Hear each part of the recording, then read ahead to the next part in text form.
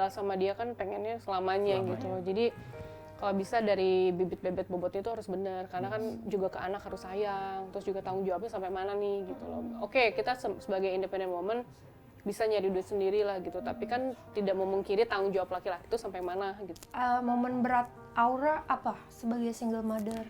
Pernah kan rasain anak kalau lagi sakit gitu kan, kayak sebelum kamu punya nikah kan paling kayak sendiri, aduh.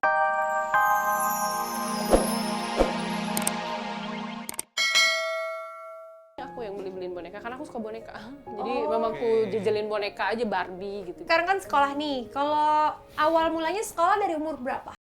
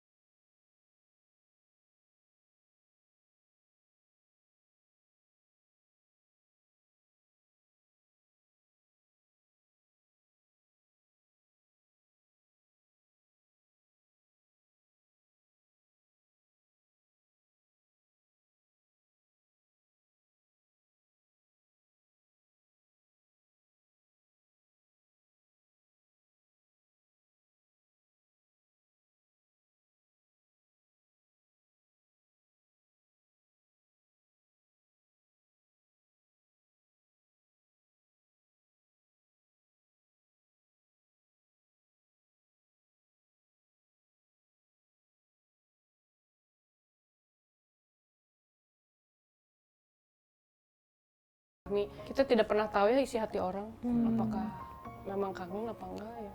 Mungkin dia punya kesibukan yang lain, punya prioritas yang lain kan, kita juga nggak tahu. Seadanya aja. Berarti komunikasi sebenarnya emang sudah terputus sejak... Nggak ada komunikasi, udah lama kayaknya.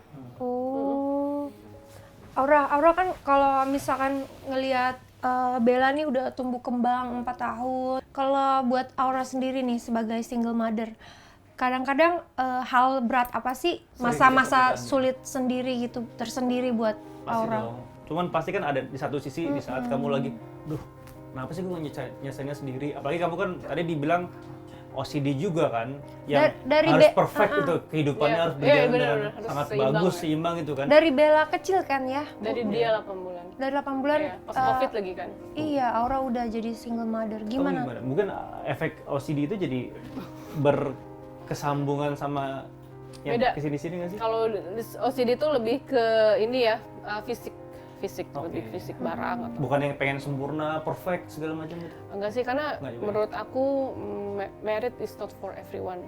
Sama kayak having kids.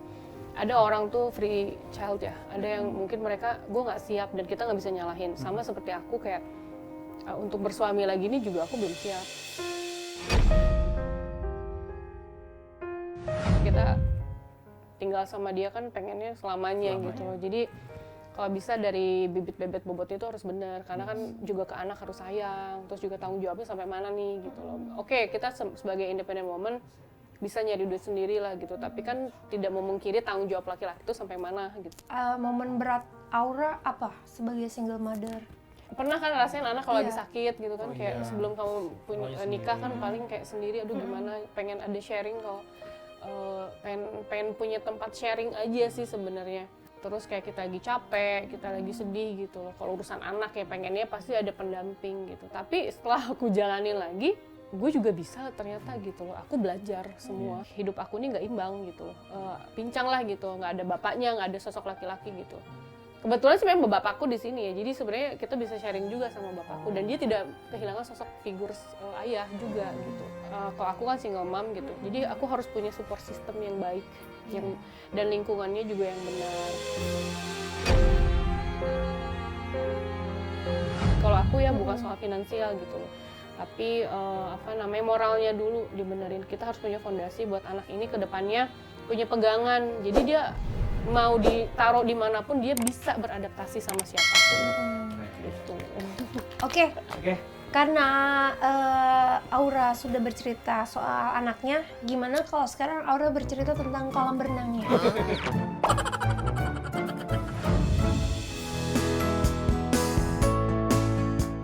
Bah, sekarang kita udah ada di kolam berenangnya Aura, bagus banget. Ini kita sudah standing di di bawah, yuk. teras belakang kali ya, terus kita menuju ke kolam berenangnya nih. Chan, kamu tahu nggak kolam berenangnya Aura kasih nih mahal? Kenapa emangnya, Je? Jadi ini kolam berenangnya Aura nggak pakai keramik tapi pakai karpet. Harga karpetnya tuh hampir 300-an juta. Bener ya? Tahu banget Jessica ya. Konfirmasi bener ya? Kamu tahu dari Kurang mana? lebih ya. Udah nanya ya? Udah nanya. Karena bagus banget. Lihat, ini mengkilap banget kayak di kayak di luar negeri namanya? Santorini. Santorini, lihat. Emang pengen konsep-konsepnya kayak gitu sih, putih Oke. gitu. Tapi kalau misalkan pakai karpet begini, secara maintenance-nya lebih mahal atau lebih gimana sih? Enggak, gampang banget. Kan kita dikasih vakum tuh, jadi cuman debu-debu aja, jadi kita vakum. Emang berapa meter nih, Aura? Kayak serat. Coba dong, Chan. Coba dong. Oh, Coba iya. dong. Chan dulu gimana? Ah, nggak usah. Katanya dia tadi mau berenang, pakai baju. Ya, kita 120. anterin Aura ganti baju yuk. Baju.